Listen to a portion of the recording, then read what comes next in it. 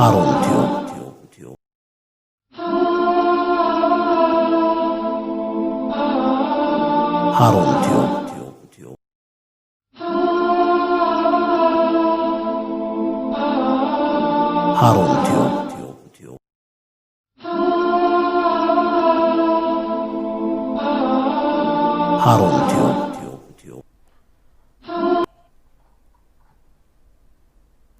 السلام عليكم ورحمة الله وبركاته. ورحمة الله ተመልካቾቻችን እንደምን ውላችኋል እንደምን አምሽታችኋል? ኢንሻአላህ ለዛሬ አንድ ልዩ ፕሮግራም ይዘን መጥተናል። ይህ ፕሮግራማችን የሐረር ካውንስል ፎር ጀስቲስ ፕሬዘንትስ በሚል ያዘጋጁት ፕሮግራም ነው።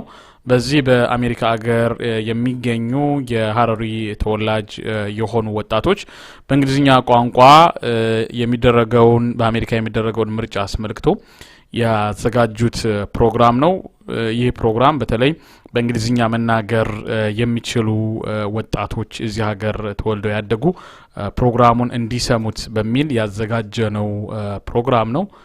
ወጣቶቹ የሚደረጉ ምርጫዎች በማህበረሰብ ዘንድ የሚፈጥሩት ተጽዕኖዎች ስለሚኖሩ ይህንን በማስመልከት በእንግሊዝኛ ቋንቋ ያዘጋጁት ፕሮግራም ነው። እኛም ደግሞ የወጣቶች በተለይ መጪው ትውልድ መሰባሰብ በሚደረጉ ወቅታዊ ጉዳዮች ላይ የሚያደርጉትም ተሳትፎ ወሳኝነት ስላለው እነሱንም ለማበረታታት በሚል ፕሮግራሙን እናስተላልፍላችኋለን። እንግዲህ ፕሮግራሙን እንግሊዝኛ መስማት የሚችሉ በተለይ ወጣት ልጆች ያሏችሁ በአሜሪካ በየስቴቱ ያላችሁ ፕሮግራሙን ቢከታተሉት ግንዛቤ ሊያገኙበት ይችላሉ ብለን ተስፋ እናደርጋለን። ይህ ፕሮግራም ሙሉ በሙሉ የነሱን አቋም የሚወክል ነው። ይህን ፕሮግራም እንድትከታተሉት ጋብዛችኋለሁኝ። መልካም ጊዜ ይሁንላችሁ። And I like to have an opinion, right? And I want to be able to say like have an opinion as to why Trump is wrong or whomever is right. And I feel like I can only do that if I do vote. Otherwise, I don't have the right to complain. And so those are the few reasons why I vote. Yeah, no, mashallah, 100% agree with everything you said. Very beautifully said. And we can introduce one more member, Sammy. You can introduce yourself and just kind of share some brief things about your experiences. Yeah, assalamu alaikum. My name is Sammy Abdul Hafiz. Born and raised in Dallas, Texas. I just happen to be in Atlanta right now. But like everyone said, man, just voting is one of the strongest powers we have in democracy. So by not taking advantage of that and not voting, we're really just giving the power to the opposition, like it says in my quote, and to make change and to make lasting change. We have to vote people in that align with our morals and values and things that we want to see in this world, want to see in our neighborhood, want to see in our community. So it all starts with that, and vote. We have to vote not only this November, but you have to vote consistently and vote strong. So that's what we're here. Talk through that. Let's figure out how we can make this happen. Let's make it happen. Yeah, no. That's truth. That's beautifully said too. That's 100% accurate, and that's what we're all here for, and that's what we're trying to achieve. Right? We got to take steps, and it's okay to have different views, different opinions, but it's not okay to not do anything. So we got to do something, and we got to play our part. And voting is one of the biggest parts that we can play. We all have a voice. We all have a share to say something. Right? That's how democracy works.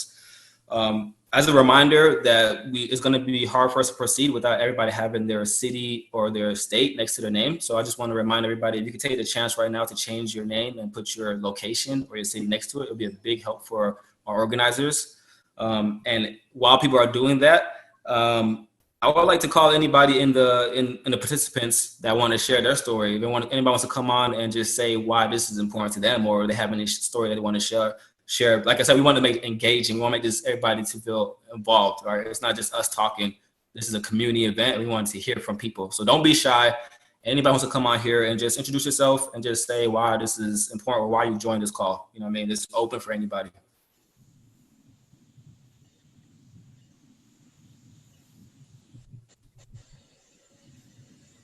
Don't make it awkward though. I'll be a friend that you can call in the crowd. Oh yeah, man. I got my mandoms in here. I would like to call Chi-Town, Chicago, are you in the building? Yusuf, if you're on here, or Dallas, anybody from Dallas, man, I would love to hear from y'all, man. I know y'all are very active and very passionate about this. So I would like to call Yusuf. He's in the stands. Yeah, sure. Assalamu alaikum, everybody. Wa alaikum salam. For me, I guess I grew up kind of in between the cracks. I would say for me, like, I don't know, like, it just, in terms of civic duty, I don't know, it's something that I'm trying to work on and like get educated. I feel like, you know, I always have a narrow view just on like what we like get a glimpse of on media or through like our friends' social media. So yeah, I'm just excited to be part of a community that is trying to be better and get better. And so yeah, really appreciate all of y'all for all the hard work and excited to get better. So thank you. Nah, that's beautifully said, man. Thank you for joining. Yeah, we couldn't say it better ourselves, man. Huda, are you in here? Are you with us? If you are, Huda from DC, we would love to hear from you too. I hear you're familiar with this process of voting. Can you kind of Yes, our elaborate? diplomat. Yeah.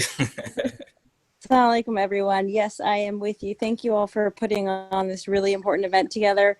Yeah, I mean, I think you all said it pretty well already. I mean, if your vote didn't matter, they wouldn't be finding really creative ways to prevent it from being counted. So I just want to place a really big emphasis that it's not just national elections that matter. I mean, of course they do, but you know, local elections, in my opinion, in some instances probably matter even more, because your legislatures and your local politicians are the ones who really control what happens in your communities on a local level. Central election that you know we should be pushing for, it's local primaries, school board elections, city council, especially if you live in larger cities. So just putting a plug in for that, but really the work that you guys are doing is really important, educating people, especially in the middle of a pandemic.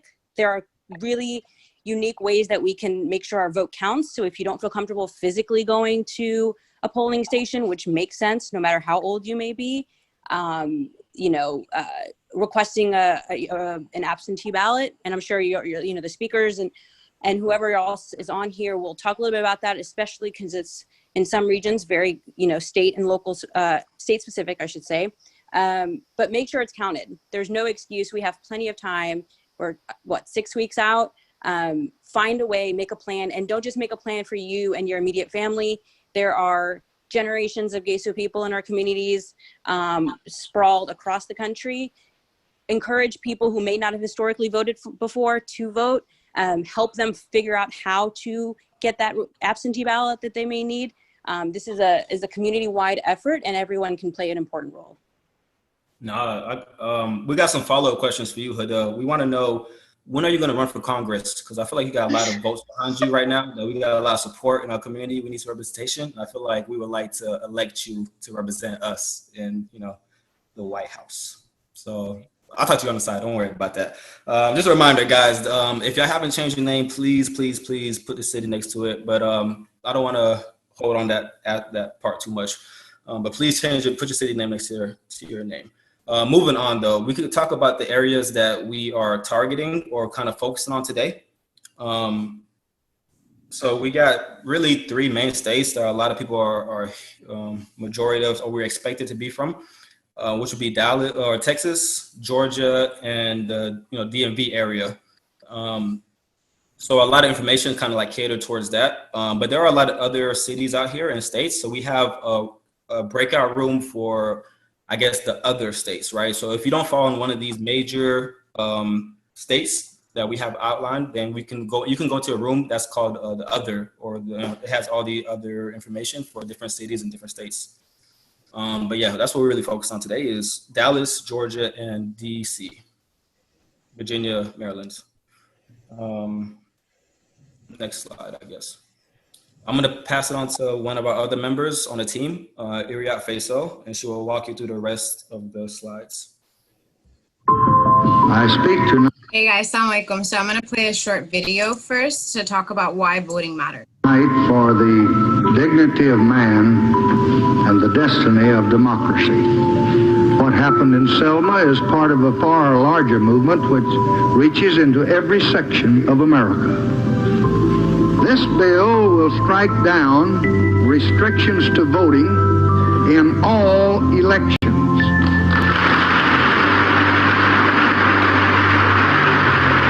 Today we celebrate our noble tradition by signing our newest civil rights law, the National Voter Registration Act of 1993.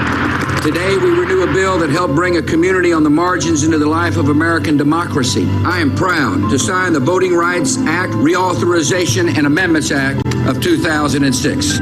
Young people are fired up about the 2008 election. Large numbers of African Americans are turning up at the polls in what could be a historic turnout among the nation's largest minority voting group. 11 o'clock on the East Coast, we can report history. Barack Obama is projected to be the next president of the United States of America. This mathematically makes no sense. Some of these cheating has happened. I don't believe it. I think this is voter fraud. Several new voting laws recently enacted in the United States. The Republicans will take control of the House of Representatives. Voter ID, which is going to allow Governor Romney to win the state of Pennsylvania. Done. Experts found that African American voters were nearly twice as likely to lack voter ID. What we've seen this year is by far the most significant rollback of voting rights since the Jim Crow era. We cut Obama by 5%, and I think that probably voter ID had helped a bit in that. The U.S. Supreme Court today took the teeth out of a law enacted nearly 50 years ago. Since 1960. Sorry. The Voting Rights Act has policed voting discrimination, but today's decision effectively puts it on hold. At issue, a decades-old provision in the law that requires 9 states, mostly in the South, to get approval from the federal government before changing voting laws or procedures. The ACLU of Wisconsin filed that lawsuit today, calling the state's voter ID law unconstitutional. Today, the ACLU filed a lawsuit challenging recent cuts in voting hours. Seems like we're playing like a game of whack-a-mole right now. Every time we whack down something like a voter ID law, some new tactic pops up. From Texas to Virginia, state and local governments have taken steps to require voter identification, eliminate same-day registration, and to limit voting hours and locations. Federal Appeals Court has struck down a North Carolina voter ID law. Civil rights groups have slammed the law, claiming it discriminates against minorities and the poor. They said it was clear that the intent was to target African Americans with, quote, surgical precision. I think most people recognize the Republicans have taken over the legislature and they want to have structural options that make it more likely that their voters come out and others that don't. Well, I think Hillary Clinton is about the weakest candidate the Democrats have ever put up. And now we have photo ID, and I think photo ID is going to make a little bit of a difference as well. We just got new metrics in. Donald J. Trump is the president of the United States elect. The new Presidential Commission on Election Integrity, established after President Trump, who lost the popular vote, insisted 3 to 5 million people voted illegally. State after state can't point to a single instance of in-person voter impersonation, not one. Again, you don't have any hard physical evidence that this happened. We've seen time and time again, Republicans can't win outright as far as votes, then they resort to what many would call cheating. We have to go through extra hurdles to prove where we reside. With our tribal IDs that have to be changed now to have physical addresses. Voter suppression is an issue all over the United States. And right now, one of the most prominent examples is in Georgia. He's running against you for governor and overseeing state elections. Yes, so, he is both the player and the umpire. Voters agreed to restore voting rights to convicted felons. The new law has given an estimated 1.4 million people who've completed their sentences the right to vote in the next election. Not only do I see myself differently, but the state now sees me differently. The state now sees me as somebody that is worthy to have a voice again. I really feel like a citizen, you know, not just a person, but I would feel like an American. The Florida Senate passed a bill Friday that would require formerly incarcerated people with felony convictions to repay all fines and fees to courts before their voting rights are restored. The ACLU announced it's suing the state over the new law, claiming it guts Amendment 4. The Supreme Court set to hear oral arguments this week on whether the Trump administration can include a very controversial citizenship question on the 2020 census. Challengers say the question could lead to millions of people not responding to the census, and that could affect how federal money is allocated and how many representatives each state gets in Congress. The justices in this ruling saying the Census Bureau cannot go forward with putting this citizenship question on the 2020 census. The history of democracy in this country has never been a simple story of linear progress. We have overcome every moment of backlash, and we will overcome this one and move closer to a democracy in which everyone can participate and be treated equally.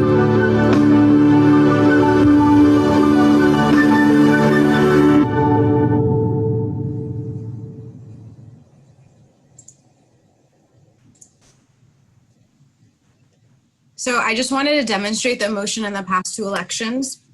And as Huda said earlier, it was a quote by comment, if your vote didn't matter, they wouldn't be trying so hard to keep you from voting. So what does voting do? We are voting in officials who are deciding where our money goes. Your elected officials that you vote for decide on issues that are important to us, such as immigration, employment, and criminal justice. When we vote, we are deciding who we want to spend our money. This is why it's vital to understand the issues that each candidate is behind and where they plan to allocate their funds. And John Lewis said it best, the right to vote is the most powerful, non-violent tool we have in a democracy. I risked my life defending that right. Some died in the struggle. If we are ever to actualize the true meaning of equality, effective measures such as the Voting Rights Act are still a necessary requirement of democracy. So the 2018 midterm election was a great example of this. The 2018 midterm election broke records and barriers in terms of race, religion, gender, ethnicity, and other aspects of identity. Our current House of Representatives, which is the 116th Congress, is the most diverse class in history. And along the same lines, our current slate of 2020 presidential hopefuls in the Democratic Party includes more diversity than we have ever seen previously, including women and people of color. This is all because of individuals like you. The midterm elections were the result of us, and we elected people for us by showing up and making sure our voice counted. So what do you need in order to vote? So you must be an American citizen, whether that's naturalized or US born. You must be 18 years old, and you must be a resident of a state in this country. If you are convicted felon or declared judicially as mentally incompetent, then you are exempt from voting. So how can we mark the vote on November 3rd? Polls are open from 7 a.m. to 7 p.m. on election day, and this varies from state to state. The hours may be longer. So again, this is what the breakout rooms are for, and we'll go into greater detail. Everyone should check with their employer on their election policy. You may be eligible for time off to cast your ballot, whether that's a couple hours within the day or the entire day off. So check with your employer. Bring a friend or family member, the more the merrier. Voting day will take place on a machine unless you've requested an absentee ballot, and volunteers will be there to help you if you have any questions. It's normal to wait in line for long hours, so just hang in there if you are voting in person. Due to the current pandemic situation that we're in, we strongly advise and encourage everyone to request an absentee ballot. Again, absentee ballot rules differ from state to state, and we'll go into greater detail when we break out per region. And early voting typically ends just a few days before election day. So here are the deadlines to request your vote by mail ballot. So California, DC, Maryland, and Tennessee all have the same deadline of October 27th. Georgia's deadline is October 30th, and Texas and Virginia have the deadline of October 23rd to request a mail-in ballot, an absentee if you haven't requested one already. And I'm going to pass it back to Otto to welcome our speaker. Yeah, we have a great pleasure and a great honor of having a guest speaker that will come kind of talk more on this topic and give, more advice or, just kind of general encouragement. We have the Legal and Policy Director for CARE Georgia, Brother Morteza. I would humbly request you to step forward and introduce yourself and kind of explain what CARE is and what they stand for, what they do, and how they get involved in the whole voting process and encouragement, stuff like that. Absolutely. Thank you so much, Adil, Brother Adil, and thank you so much to the sisters on the call as well for introducing this topic and putting this together along with the rest of the Harari Council. My name is Murtha Zakwaja. I'm the Legal and Policy Director with CARE Georgia. Again, thank you so much for having me here. I'm really excited to talk to you all about voting, not just here in Georgia, but the importance of voting throughout the country. As I just mentioned, I work for CARE. CARE is the Council on American Islamic Relations. We're the nation's largest Muslim civil rights group. We defend, advocate, and promote the civil rights and liberties of American Muslims and, in extension, all Americans. Because what we've seen is when you defend and fight for the civil rights of one person, America, you're defending and fighting for the civil rights of all people. There's about 32 different CARE chapters all throughout the country.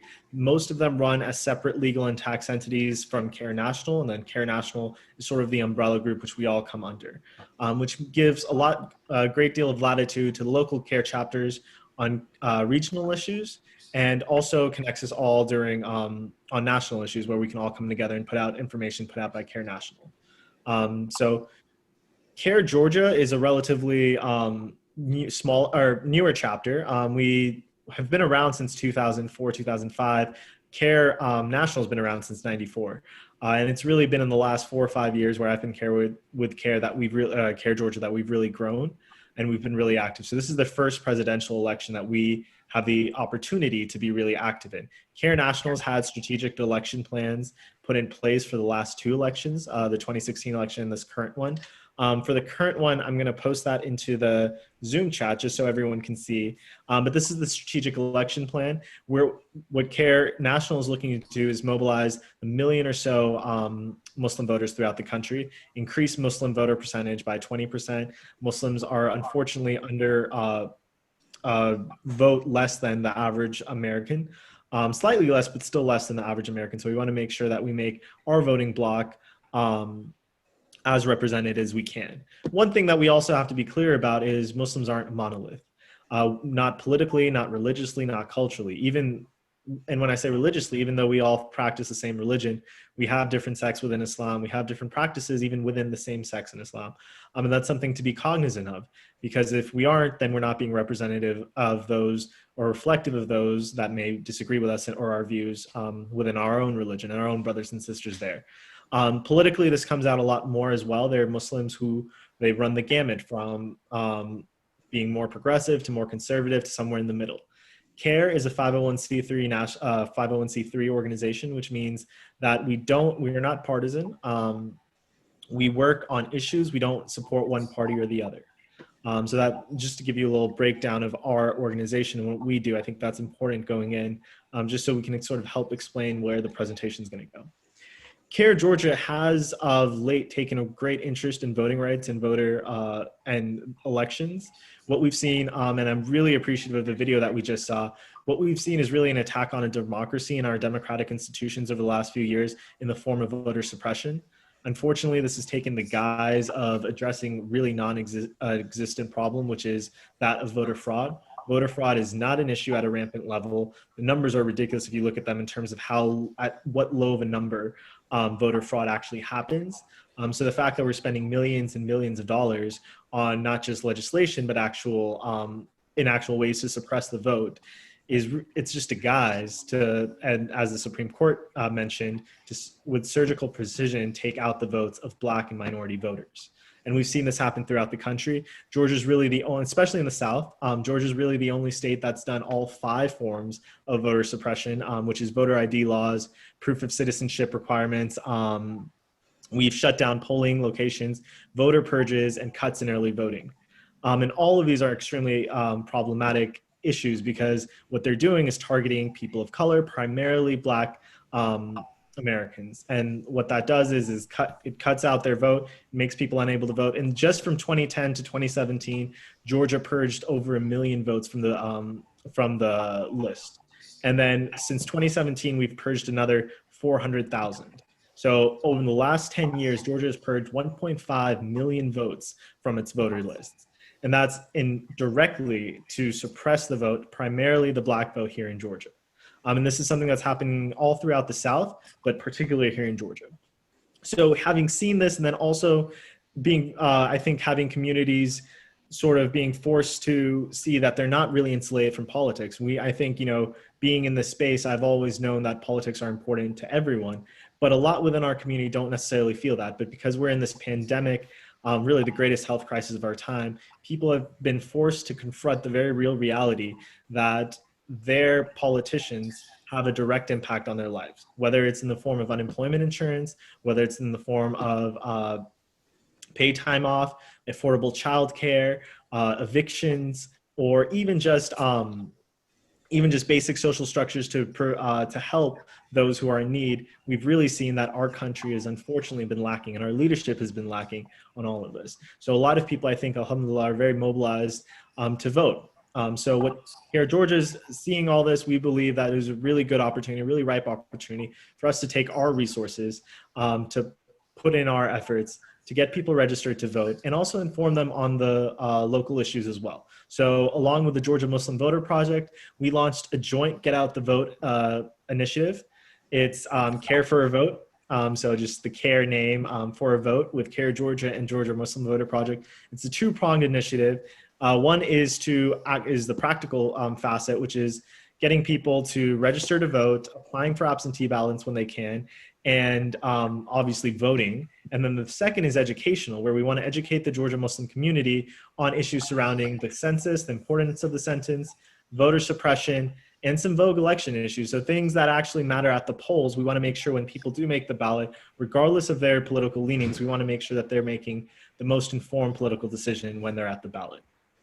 So we launched this about a month ago, alhamdulillah, and we have some actually really exciting news coming up on that front over the next couple of weeks. So please do follow us on Facebook, and we'll be launching a lot more, talking about a lot more of our initiatives there. But so the importance of, I think there is a question. It says, is it illegal to do that? And I'm wondering, what are they talking about, voter suppression or something else in particular? So while someone in the chat can fill me in there, I'm just going to move on a little bit. So the general election is on November 2nd, 2020. Who's on the ballot? It's everyone from national people, for your presidential races, your congressional races, to local races at the county and municipal level, and also to the state for your state offices. These are all positions that are up for vote on November 2nd, 2020. Similar to others on the call, we're encouraging people, anyone who can apply, should apply for absentee ballots, and that's anyone. Anyone can apply for an absentee ballot. The deadline for Georgia is October 23rd or October 3rd, but we're actually encouraging people to do October 14th. So forget the 23rd, forget the 30th. Please apply for October 14th, because what we've seen, in addition to all these forms of voter suppression, we've seen our, unfortunately, national administration trying to denigrate the very group that's going to be responsible for these absentee ballots, which is the USPS. So to make sure that your vote is counted, we're encouraging everyone to apply by October 14th. And is this in reference to Georgia or everyone? This is in reference to Georgia, unfortunately. I can't speak to every other state, but in Georgia, we definitely want everyone to apply by October 14th to ensure that your application is processed. To do so, you just go to the Georgia My Voter page on the Secretary of State's website. You can apply for an absentee ballot. You can check the status of your application, the status of your ballot when you actually submit it, all on the website. So it's a really useful tool that people just don't know about, unfortunately, because the Secretary of State hasn't done a good job of putting that forward. So we really want people, and I'm going to drop that link on the chat as well. So you can do this all online. You can actually track this as well, which is great. So we're encouraging people to, oh, whoops, that's the wrong thing I placed. Those are all the forms of voter suppression that Georgia is doing. I wanted to make sure I name them all. But there's this website as well that everyone should click on. And while you can also mail them in, and there's not a postage requirement, what we're calling on people to do, so as not to overwhelm the USPS, is to use drop boxes. Unfortunately, there's a dearth in drop boxes throughout the county, but you have to check with your local county on how many you have. And if you're able to drop your ballot off there, that's the most effective way of making sure your vote will be counted on election day. And as importantly, obviously, we need to make sure people are registered to vote before you even apply. So on the same website, you can check your registration status. If you're not registered to vote, you can register up until October 5th. And we're going to be launching an initiative. We've already launched an initiative, but we're going to be putting on weekly goals on how many Muslims we're trying to get registered on a weekly basis, monthly basis, and then by October 5th, which is a little over 2 weeks away. So inshallah, we're 3 weeks away. Inshallah, we're going to have a great turnout here in Georgia. It's over 100,000 Muslims here living in Georgia. We want to make sure as many of them as possible are registered to vote, and then do actually vote. So the other thing that we're going to call on people to do is have a voting plan for yourself and your family on the day of an election. Make sure you know where your polling location is. In Georgia, you can check this on the same website. You can look at a sample ballot so you know that who you have to vote for, who is on the ballot. And make sure you have a plan of how to go, when to go, what time of the day, who's coming with you, and do that for your friends as well. And again, that's going to be something we're launching on the CARE Georgia page as well with Georgia Muslim Voter Project. So this is just a very brief overview of what we're pushing at CARE Georgia in terms of getting people registered to vote, pushing for absentee ballots, and then hopefully if they have to go down and actually vote in person on election day, making sure that they have a voter plan in place. Beyond that, obviously there are these vogue election issues that we do want to talk about as well. We want to make sure people are mobilized on the things that matter, whether it's the CARES Act or the HEROES Act. We want to make sure people have an understanding of what proposed forms of coronavirus relief legislation are out there and how that's going to be affected by this election. Because right now, the way it stands at the Senate, you have the Republicans who are pushing forward a bill that they feel will best equip the country to move forward. And at the House of Representatives level, you have the Democrats who've pushed forward a bill that they feel that is best equipped to push the country forward and take us out of this pandemic and help us really get through. These are not the same bills. They share similar features, but they have many differences as well. So a lot of these issues we're going to be talking about in our initiatives and in our programs coming up. So that's something that we do want to educate the community about, as well on a host of other things, everything from the Muslim ban to other civil rights issues concerning Black Lives Matter, particularly use of force in policing and whether we need police at all. CARE has been exploring the options between abolition and also reform. I think at the very least, CARE National is definitely pushing for divesting from police departments and investing into community resources geared towards mental health resources and also crisis intervention teams that are community-led, community-driven, and community-backed to work for the actual community they serve instead of working for the state and criminalizing populations that are actually in need of help. So that's the election issues sort of that we're covering. So we're really excited about these initiatives, really excited about pushing this forward. But why is it so important? And I think it's part of what I touched about earlier, is it's really important for Muslims to vote and for anyone to vote because everything you do is directly affected and impacted by the legislatures that govern us. Regardless of whether it's a sales tax you pay, the access to rail or transit, the access to affordable housing, a variety of other issues. These are all impacted and are directly related to who you're putting into power, who you are voting into power. So it's incredibly important for anyone to vote. Muslims in particular, we've seen ever since 2001 and the unfortunate events of 9/11, that Muslims have been on the receiving end of hate crimes and hate incidences at a historic rate. We continue to be the victims of these types of things, particularly in the aftermath of the 2016 election, where we saw an increase in rhetoric against Muslims or Islamophobia, as well as Islamophobic events and incidences after that as well. So Muslims are very much so a targeted group, and we need to make sure that in order to protect us and protect our rights and protect our speech and practice, we make our voices heard at the polls. So this is an incredibly important election for us to vote in because, as I just mentioned, since the 2016 election cycle, we've seen a huge uptick in Islamophobia and Islamophobic incidences. These are violent incidences against mosques, against our brothers and sisters, whether at the workplace, in schools, or at the airports. Part of the work that CARE does is we provide direct legal services across the country to people who've been victims of labor discrimination, at schools or in the airports, or other forms of religious discrimination.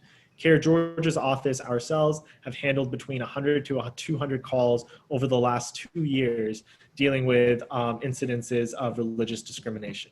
So this is something that's happening throughout this country, and a lot in Georgia as well, and a lot in Georgia as well.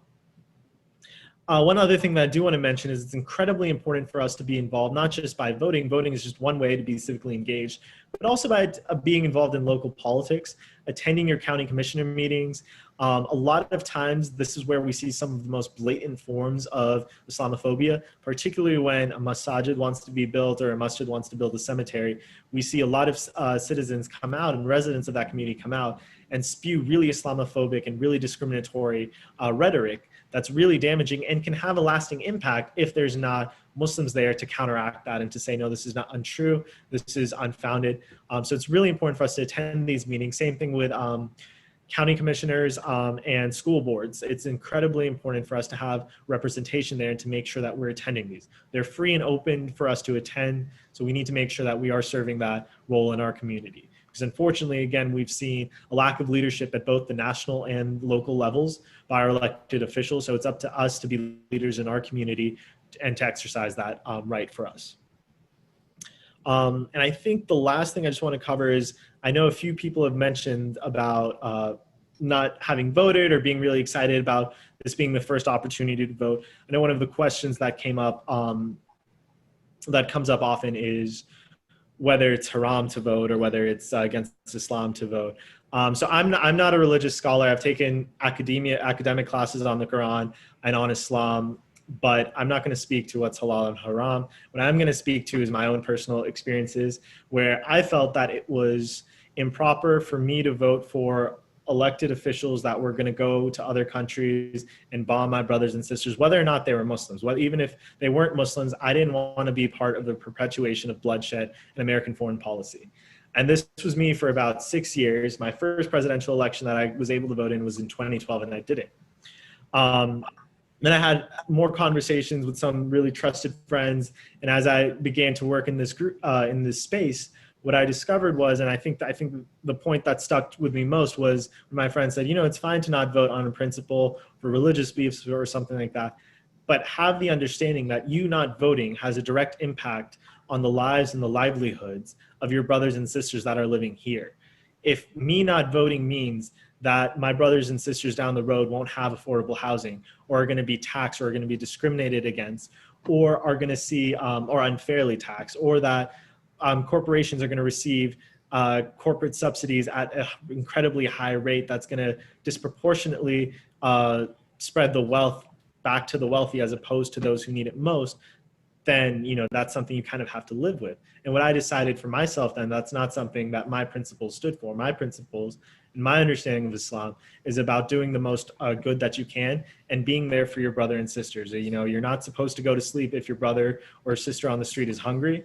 And I try to live, you know, obviously we all don't do a perfect job of this, but me voting is a way to do that, is to make sure that I make my voice heard and I do my part and do my brother and sister, the one that are being marginalized, right. And I do right by them. So I think that for the most part is my presentation. I did want to leave room for any questions and answers. I try to answer as many questions as I can. So if anyone has any questions, you know, I'd be happy to hear them. And again, thank you for the Harari Council and for all of you for joining us. I really appreciate this opportunity. And I hope all of you take the time right now to follow Care Georgia on Facebook, because this voter initiative project we're really excited about, and we're going to be putting forward some really cool things in the coming weeks. Oh, thank you very much, Brother Murtaza. Like you said, the floor is open for any question. If you have any questions, please feel free to talk, be engaged. This is for us, you know, I mean, it's for everybody. Like, I mean, so don't be shy. I mean, please speak up.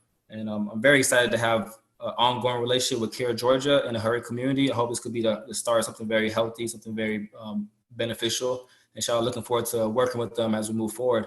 But just as a reminder, how can we get involved in this initiative that y'all started? What can we do to get involved, Brother Murtaza? Absolutely.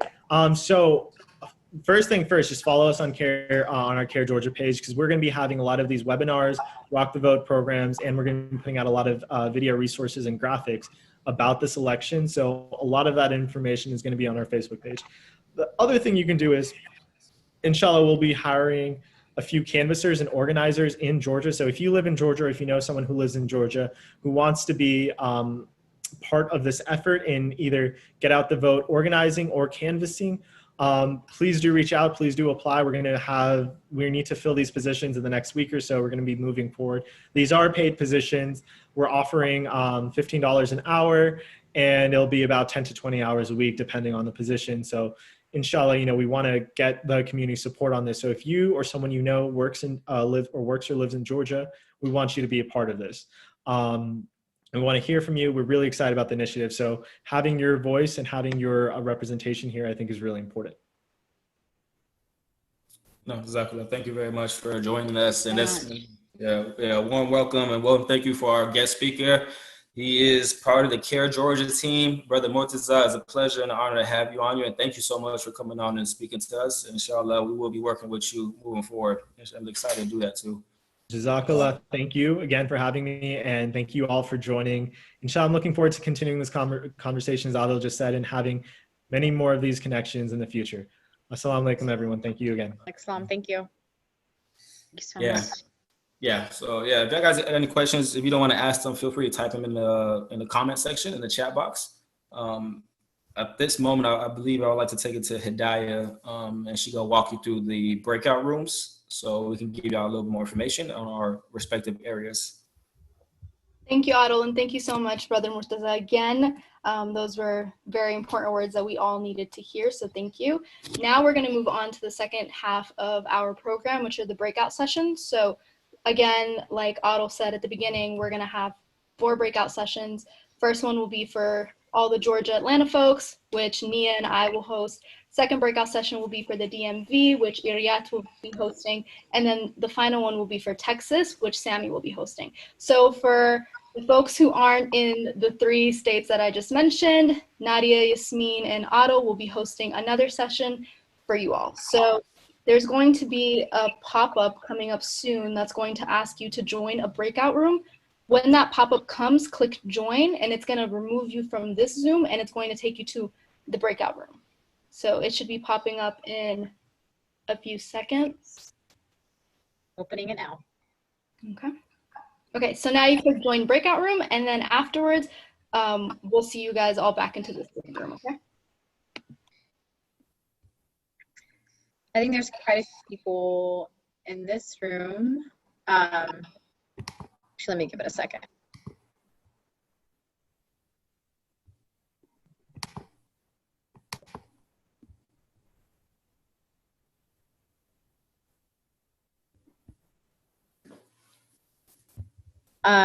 If you're in this main room right now, this is going to be the general room with Yasmin are in this room and you actually belong to another city, like if you see Georgia, DMV, or Texas, if you live in one of those locations, please feel free to just unmute yourself and let me know, and I'll put you in the appropriate room. We put these efforts together and we were trying to cover as many states as possible, but we stuck with Texas, DMV, and Atlanta just because that's the larger GASU population. But if you are from any of those other cities, we still want to speak to your experience with voting and what we can do to just keep the conversation going. So before we start with that, can I ask if you are in this room right now and you belong in if you belong in the DMV, Georgia, or Texas room, please unmute yourself so I can place you in the right room. Anybody? Cool, I just see one person, 1 second. DMV. Cool. Got a few messages. Anyone else? Okay. Me. DC, 1 second.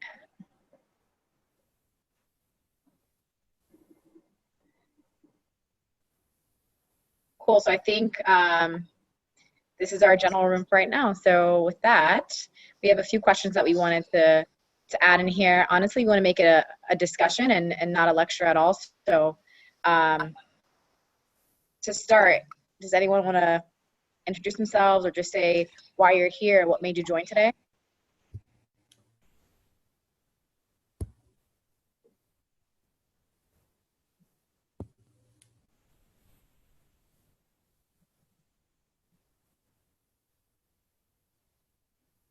Come on, y'all, don't be shy.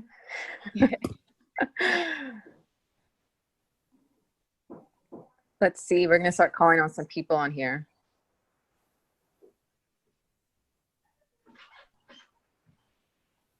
Arsalan, I'm gonna call on you.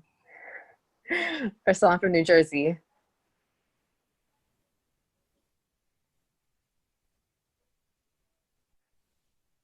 So, sorry, can you hear me?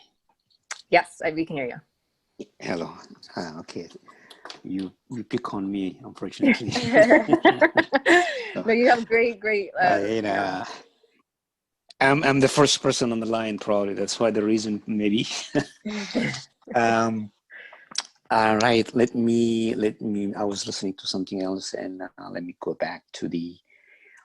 Put myself in the video. I'm trying to hide. Okay. Everyone else that's on the line too. It's Can you great see me? for your video, so it could be a conversation with Arsalan. Yeah. Can you see me now? I'm trying to monitor two different computers anyhow. Yeah, we can see you. Yeah, my name is Arsalan. I'm from New Jersey. Probably some of them might know me. My son is Sami Abdisurhan, if you know him. I was invited to this event, which I was very interested to listen to the young generation, to understand their perspective in terms of how they see the political landscape in the country, where we see that it's very decisive, and we see that a particular president is a president of a particular type of Americans.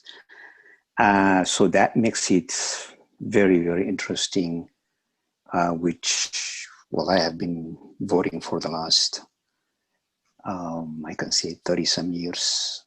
And I never have the opportunity to see such decisive environment where you have a militia running in Oregon, armed, trying to terrorize the population, the protesters who are basically defending their rights to protest against the injustices happening in this country. So it's very, very vital. This is a very important election that basically endanger the lives of so many Americans, as well as also the liberty and the freedom of a lot of the so-called brown and black people. So this voting right is not really something that came from the sky. It was like a generation effort and struggle that allow us, to be equally a citizen, brothers and sisters who have been here for the last 400, 500 years. We are basically what we call taking the product and the fruit of their struggle, where we are being considered as a human being and a citizen of this country, where we have the right, under the law, that our right is protected, and that never been in easy stuff. So it's very, very vital that we need to engage, we need to participate, especially being a Muslim. We've been targeted by this government from the get-go for the political disposition and expediency.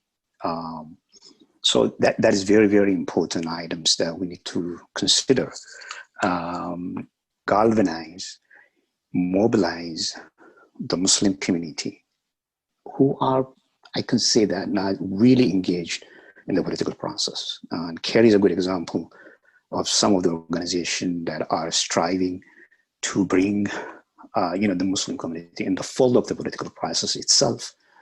But there are others, but we need to participate in it in order to be on the table. And what they say is, if you're not on the table, somebody's going to decide it for you, and you're going to be part of the menu, not the table. So if you are part of the menu, you are being selected and decided by someone else. So if you have to control the narrative is that engagement in the political process is part of our civic duty.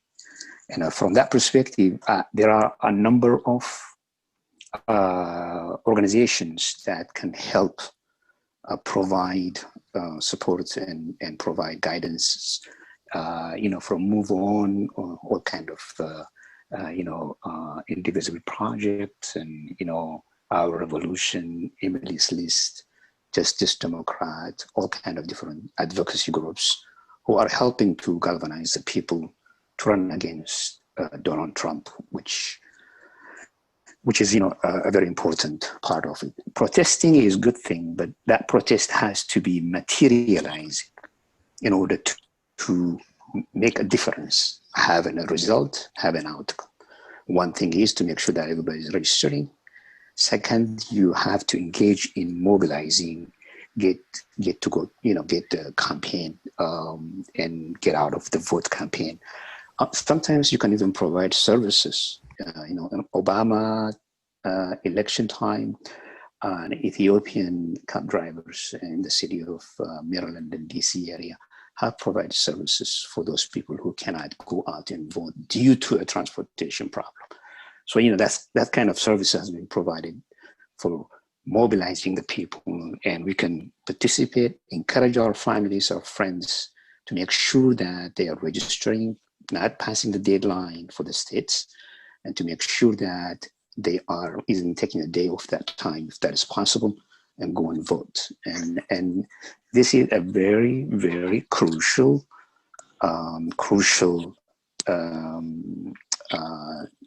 term, or a voting year, where we either go to sort of what we call benevolent dictatorship, or to what we have a Republican democracy, which is currently functioning in this country. This country has an embedded institution that protects its liberty and freedom. But the problem will be that in order to be negligent of what's going on, it will cost us a lot. Voting seems to be irrelevant for some of the people. And if you think about the voting process now we have in this country, there is a Democratic base and a Republican base. The margin that makes a difference.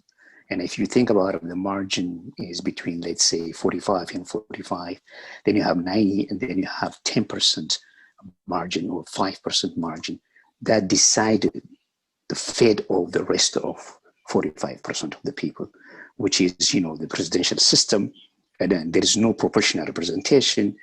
When you win everything. The person who loses, he loses everything. So from that perspective, if you think about it, it's very critical.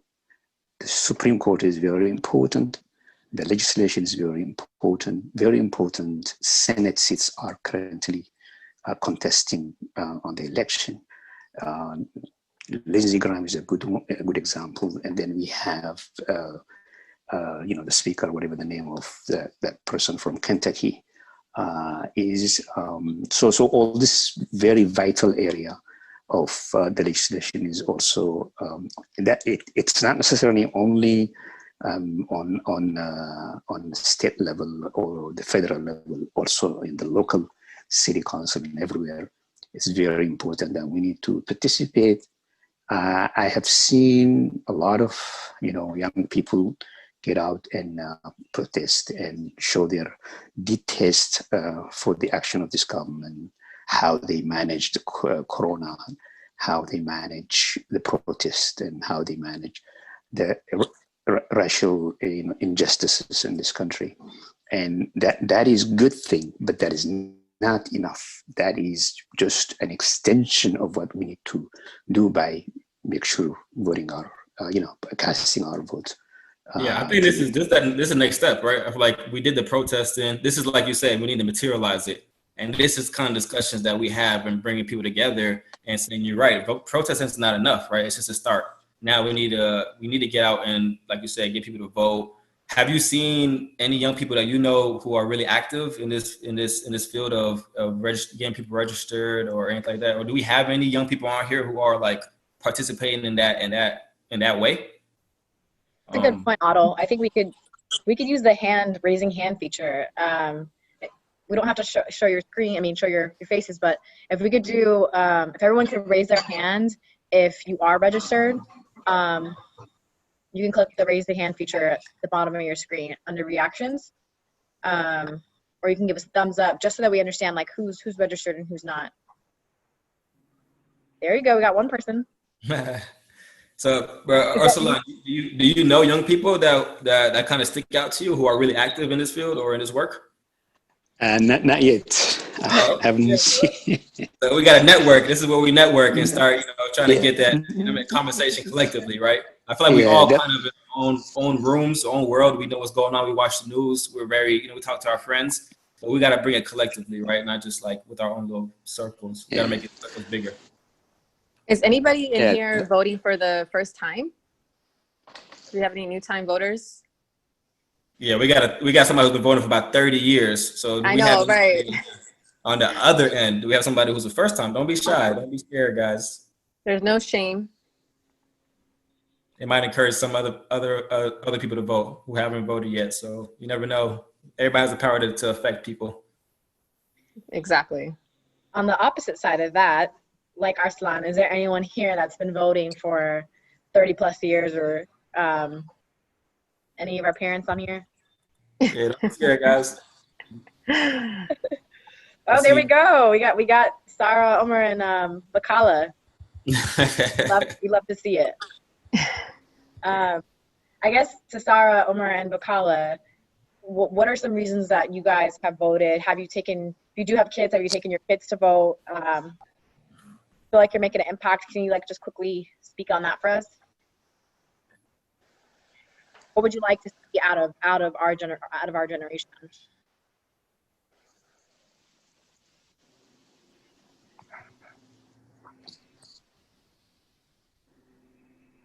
We can open it up to the general population too to answer that.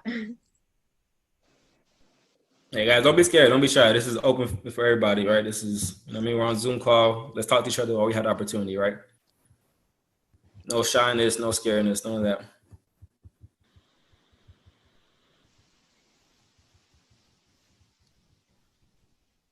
Cool. I mean, Yassine, have you voted in the past? And will this be your first time, or Otto, will this be your first time? Have you guys voted in the past? If not, what were some reasons that you didn't vote, or what are reasons that you are going to vote now? So I voted for, my very first election was Obama's first term. And so that was a very, I can't really describe, it was a very empowering feeling to get that, to be able to kind of exercise that right. And finally, and it was also the first Black president. So it was a very monumental moment for all of us.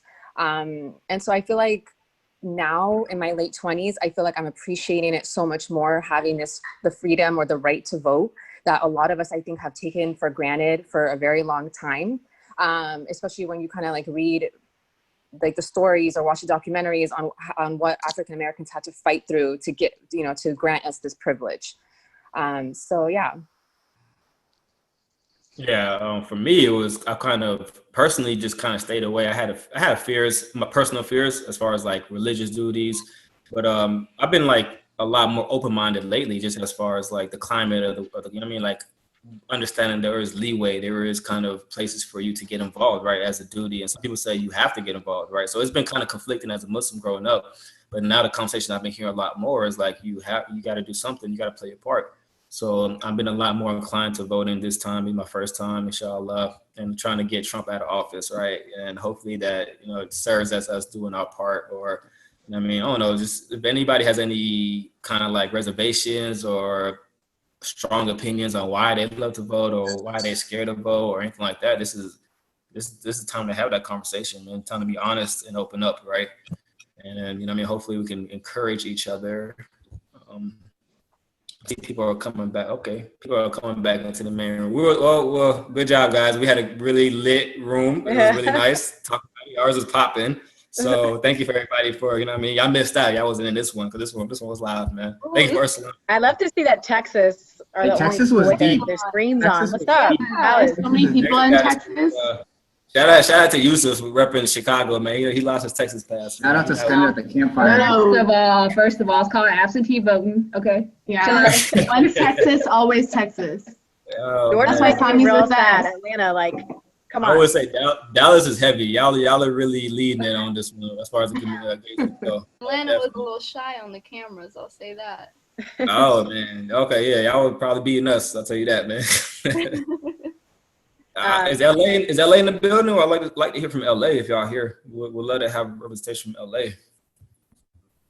Or not. Were there any like key findings or any aha moments that you guys had in the breakout rooms that you're like, wow, like I am gonna vote now if you weren't gonna vote already? Just has something. Go ahead. No, I think we during our breakout session in Dallas, we gave some good information on registering to vote, casting your absentee ballot, especially now with the delays that USPS, have right now. If we want to get that out as soon as possible. So. As well as, so in Texas, we've had a recent change where straight ticket voting isn't allowed. So we highlighted the importance of getting some early voting done, just because with COVID impact and also this change, it's probably going to elongate how long it's going to take to vote. So we don't want to run into any issues of not being able to vote because of that time constraint. That's what's up. And also, if you want to take it a step further, let's say you already know all the information of voting. Let's say you've heard it, you've seen photos, you've seen screenshots of when to do your mail-in ballots. If you want to take it a step further and actually volunteer at the polls too, I know that they are going to be taking social distancing measures. However, there are also encouraging volunteers to help at the polls, to encourage people who have the information, have the right keys and tools. They're going to train you as well to volunteer, and you can also get paid as well. So if you want more information, feel free to follow us, slide in our DMs, or shoot us an email. Yeah. And these breakout rooms, they weren't like, competition, but we definitely had the most experience on ours, right? We had 30 plus years voted on ours. So just want to put that in there, guys. We had more experience. Thank you, Arsalan. Thank you. Shout out to Arsalan and all these people who've been voting, putting in work for a long time. You know what I mean? We definitely need y'all experience. Y'all need your mentorship and your guidance, kind of help us through this, right? A lot of first-time voters. I'm a first-time voter, all that stuff, right? So they definitely need to bring our community together and use our resources and kind of, move together as a unit, right? Just a question to the organizers and the panels. Can you hear me? Yeah, we can hear you. Yes. Yeah. I think this is a good project and a good initiative. How often are you guys trying to do these events, and whether that doing it consecutively in a certain time frame will help enhance the exposure, on the voting process itself? Do you guys have any plan to do this, going forward till the election time? Or can you feel us? You mean like voting, specifically voting, or just like social justice in general? Generally on this particular topic, you guys have any plan to, having event like this going forward? At the moment, we didn't have any like additional plans to have this presentation again.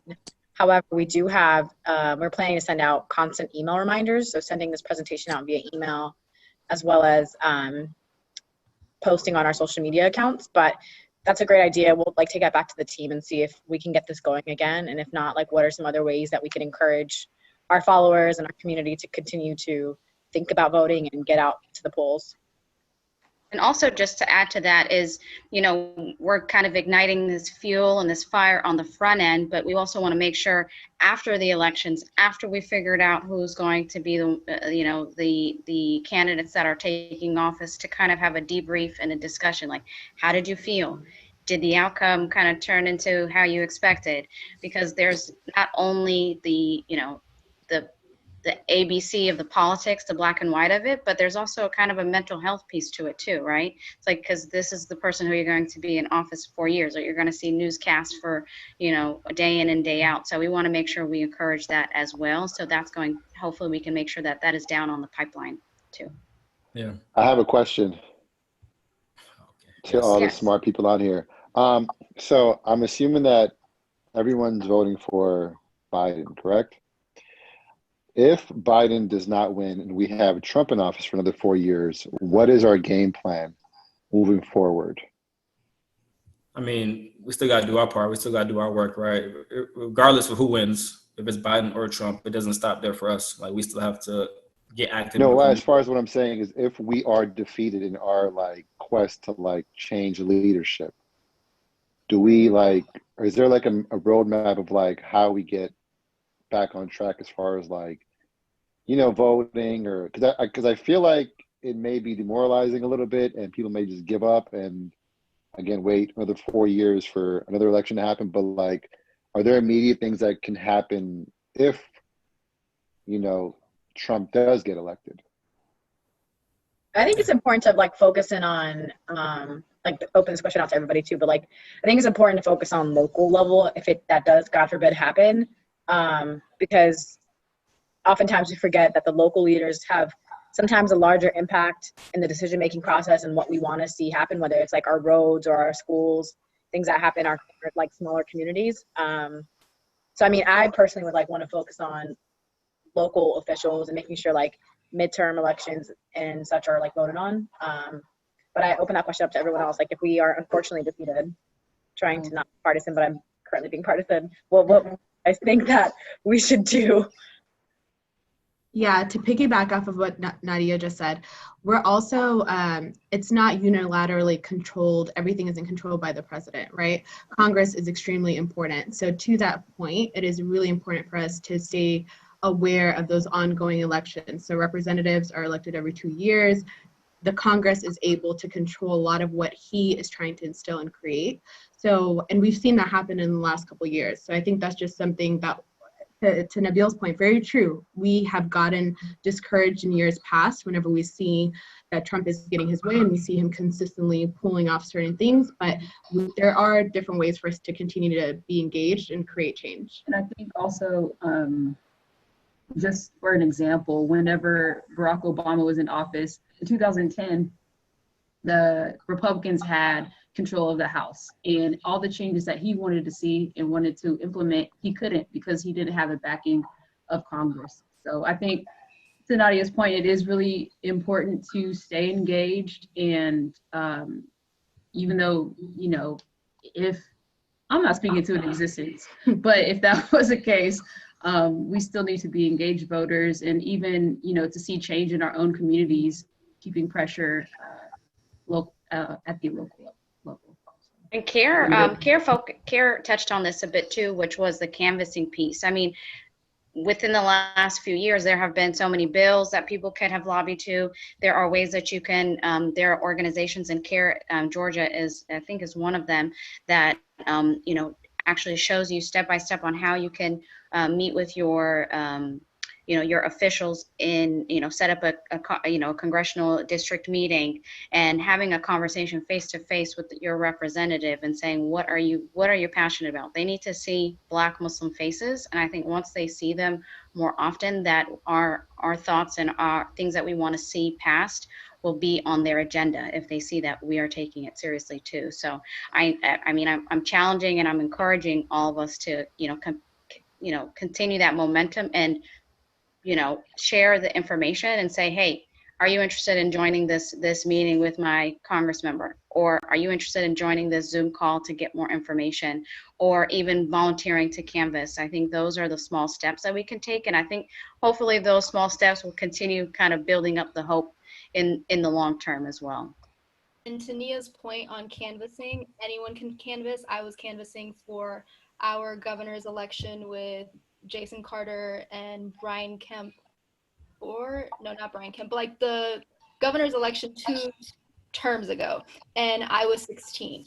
And it really like opened up my eyes to just understand the whole process. And that was another election where voter suppression happened. So it really touched me a lot, and it was really personal. So that's another way to really be active and involved. But just even outside of like voting and waiting for elections, just again, educating ourselves, following up on the news, understanding that like for Georgia, for example, we had the heartbeat bill, and that was regarding abortion, and just like knowing who our representatives are and contacting them and calling them. And whenever we hear that Congress is discussing a bill, or whenever we hear that our mayors are discussing bills that are against us and against our stances and what we believe in, we should call them up, educate people, inform people, because you know, politics, we know politics is a dirty game, and a lot of us, the average American, is not informed.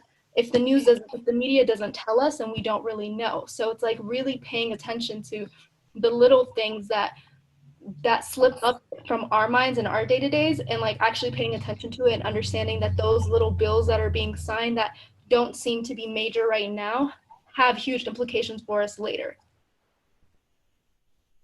So we're running out of time, but thank you everybody for joining our event. And we want to say thank you to our speaker, Brother Murtaza from CARE. We also want to thank Harun Tube for streaming our event, and Wahib Omar for getting the word out amongst our community. So if you guys have any questions in regards to registering to vote, or if you need help getting to the polls or have any other questions, please feel free to contact us. And our email is provided in this slide that we're showing you all right now. It's Harari Council for Social Justice at gmail.com. We also have an Instagram page, and please go and follow us. It's at Harari Council. So thank you guys very much for tuning in, and we hope to see you guys at the polls. Thank you guys. Thank you everybody. Thanks guys. Assalamu alaikum. Assalamu alaikum. May Allah reward you all. Thank